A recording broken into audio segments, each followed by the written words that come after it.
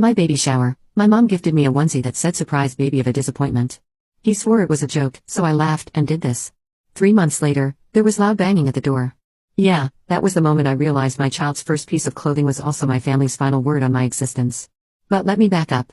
It was supposed to be a sweet, low-key baby shower, homemade cupcakes, some Pinterest decorations my husband stayed up taping to the wall at 2 a.m., a few relatives, a few friends, you know, the normal stuff people do when they're excited for a baby.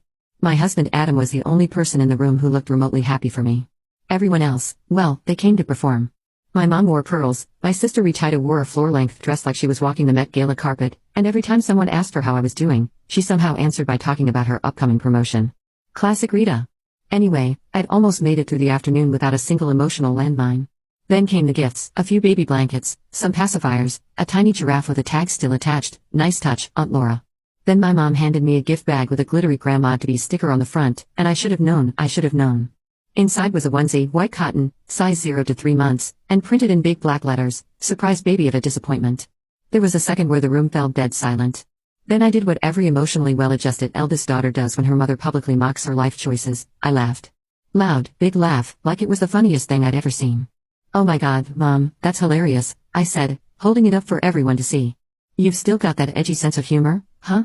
My mom beamed like she just won an Oscar. Rita gave a little smirk and said, "Well, you were a surprise." And someone, I think my uncle, chuckled and muttered, "Apple doesn't fall far, huh?" It was the kind of laugh that gets stuck in your throat and turns sour on the way down. I smiled until my jaw hurt, then I set the onesie down. I went into the kitchen, I washed my hands, I stared at the sink, and I made a decision. I wasn't going to raise my child around people who thought this kind of thing was funny, around people who clapped when I laughed at being insulted, around people who would absolutely turn around and tell my kid one day, "You know your mom was never supposed to be born, right?" Nope. But I didn't say any of that, not yet, because something else happened that night, something I didn't see coming, and that's when I realized just how deep the rot really went. The onesie was just the punchline. The real joke had been running for 30 years, and I was always the punchline. After the shower, I did what any unbothered, emotionally balanced pregnant woman does after being insulted in front of friends and family. I went home, sat on the floor of my closet, and cried until I gave myself a migraine. Adam tried to comfort me, he really did, but what do you say when your wife sobs? "Do you think they're going to treat our baby like me?" He didn't have an answer, and that was the problem. I already knew the answer.